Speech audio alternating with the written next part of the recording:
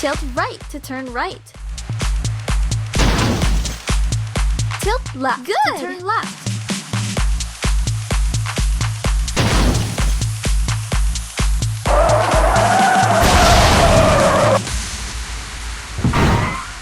It's very cool, right? But don't rush. Let's take a look at the tutorial.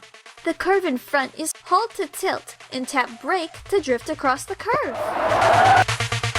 Tap nitro to accelerate and out of curve. Watch out the time point to release the brake during drifting, because it somehow affects the speed and angle of the drift. Tap nitro twice for super